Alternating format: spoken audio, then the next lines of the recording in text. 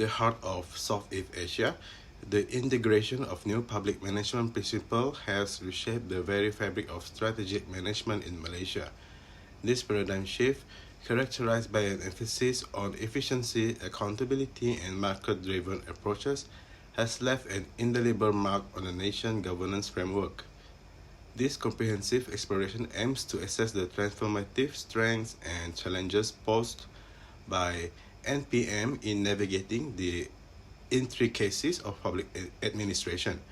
These principles have propelled positive changes, transforming the organizational structure and management strategies of public entities in Malaysia. New public management stands as a transformative approach to public administration.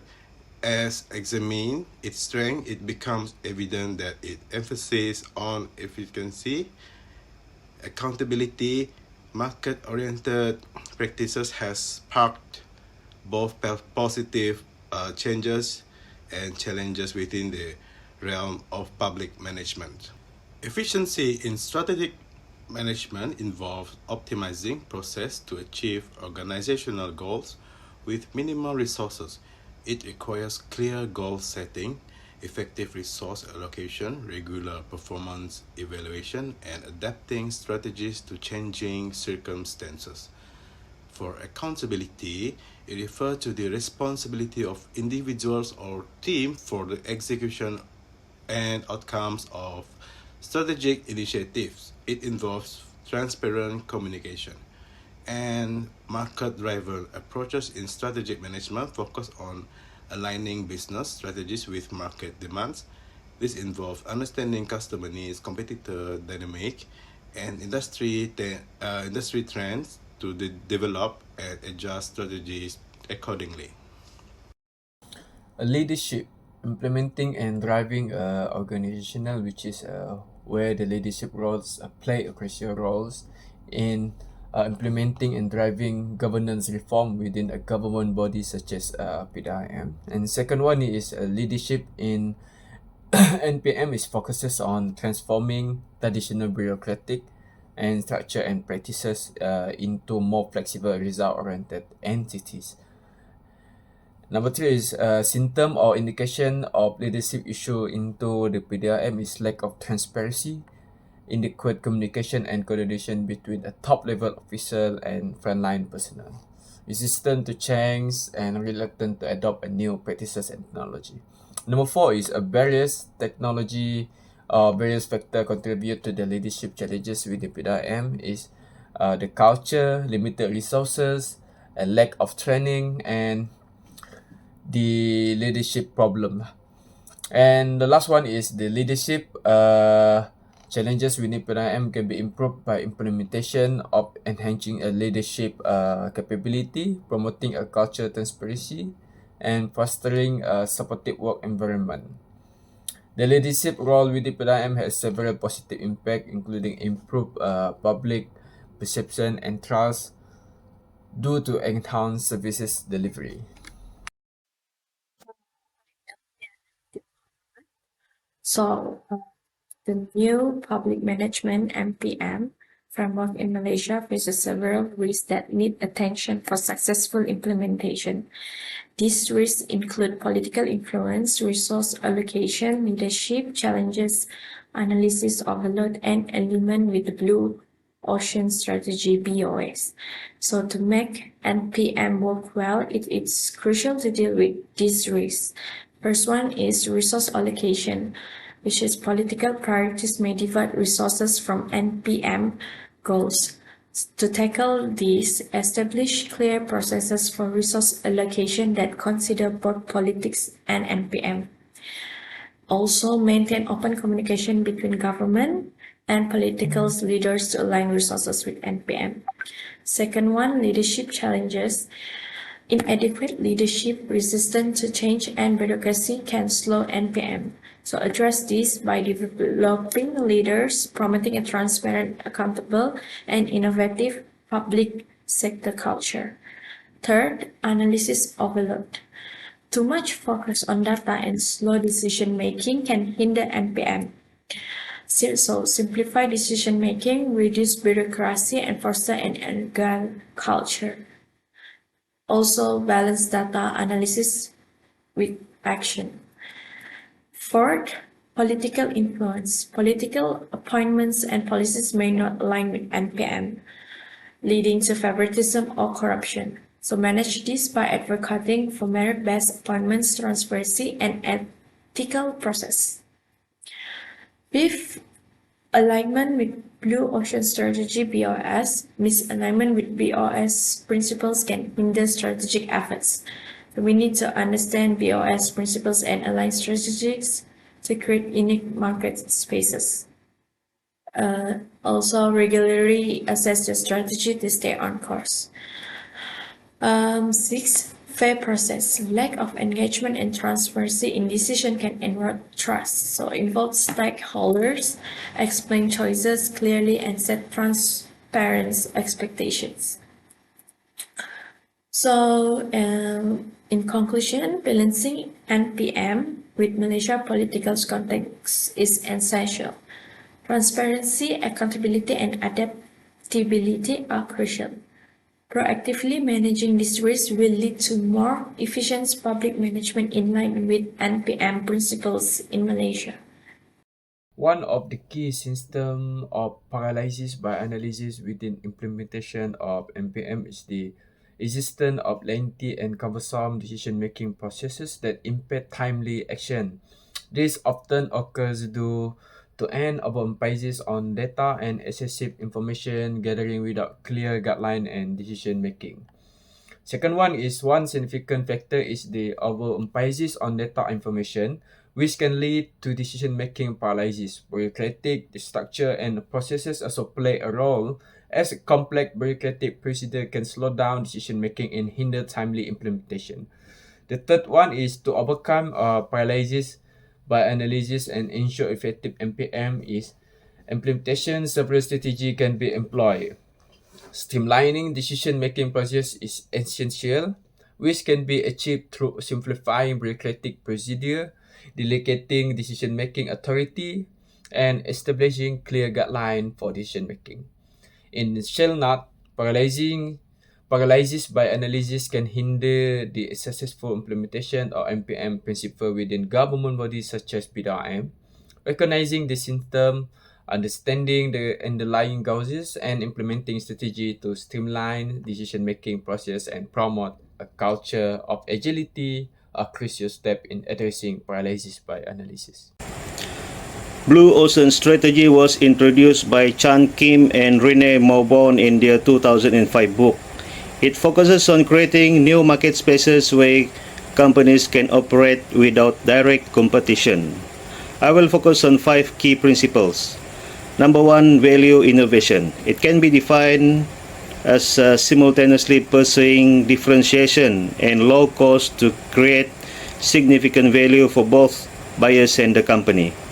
It challenged the idea that companies must choose between differentiation and low cost, promoting both simultaneously for competitive edge. Second, strategic canvas. It's a one-page graphic analysis showing how a company's product arrangement compares to variables in terms of customer perception. Establish as a baseline for change by revealing industry variables, customer benefits, and competitors' strategy. Third, ERCC grid. Eliminate, reduce, raise, create. A metric tool that guides the company to focus on eliminating, reducing, raising, and creating to unlock a new blue ocean. Fourth, 6-path framework. It's a systematic way to explore the market universe and discover new value cost frontiers by looking beyond traditional industry boundaries. It encourages a shift in perspective, breaking free from competition-based thinking, and identify new demand through 6 different paths. Last but not least, fair process means integration of execution into strategy by gaining people's buy-in through engagement, explanation, and expectation clarity. In summary, Blue Ocean strategy emphasizes value innovation, strategic analysis, a metric tool, a framework for exploration, and a fair process with three key principles, which is engagement, explanation, and expectation clarity. Thank you. And friends, today I want to present political influence to Malaysia strategic management under new public management NPM. First one, resource allocation. Political priorities heavily influence resource allocation. Political leaders often direct resources towards specific project and region to fulfill their electoral promise. This allocation not always align with strategic priorities outlined under NPM, leading divergence between strategic plan and actual resource allocation. Number two, policy prioritization. Political leaders have the authority to set the agenda and prioritize policies. This influences strategic decision-making within public sector organizations. Strategic plan might need adjustment or realignment to accommodate sudden shift.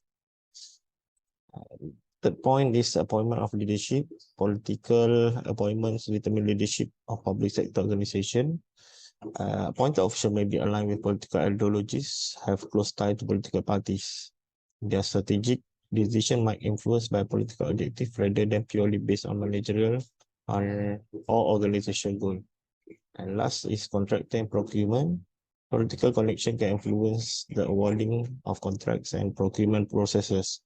This might lead to favoritism or decision not solely based on the principle of efficiency and cost effectiveness. For resource allocation, the example under Royal Malaysian Police (PDRM), 19 billion has been allocated to the Home Ministry in Budget 2024, will spur efforts to strengthen public order and preserve the nation's peace and security.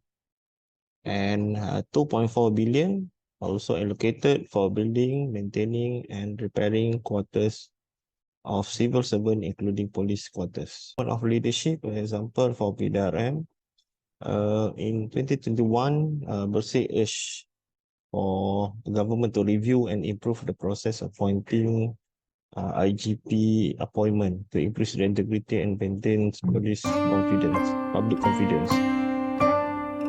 And this is following the ex-Home Affairs Minister's Hamzah Zainuddin conversation with an unknown individual to discuss the candidate for IGP position. The discussion was leaked to social media and was admitted. Hamzah himself, among others, mentioned the need to appoint our boy to be the IGP. To ensure the more transparency and accountable process, they recommend Police Force Commission form advisory assessment panel. Next advisory assessment panel nominate 3 candidates. Police Force Commission will then select a candidate and submit his name to Parliament Select Committee (PSC). After PSC confirm, Police Force Commission present the selected candidates to Yang di-Pertuan Agong to be appointed as IGP. Currently, IGP process as stated in Article 140 the Federal Constitution, where the Police Force Commission, chaired by Federal Minister, nominate an IGP to be appointed by YDPA. In budget 2024, they already planned in 2023 procurement of 7,000 body cameras, specified requirement to assist the enforcement of motorcycle patrol unit URB, multi-purpose vehicle MPV, and traffic in dealing with community crimes. This process involved 129 bidders and take 9 months of evaluation. Process takes time due to specific procedures and ensure proper tender allocation. And government allocate 30 million in the first phase of this procurement, scheduled first quarter 2024, which cover the system, supporting equipment, training for use of body camera. New public management has transformed Malaysia's strategic management, bringing efficiency and accountability. While commendable for enhancing public administration, its dual nature presents challenges.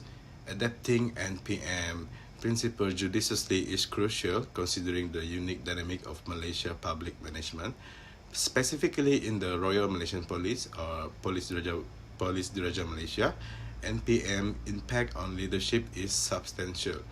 Emphasizing efficiency and accountability, leaders play a pivotal role in successful NPM implementation, shaping the trajectory of public administration in Malaysia.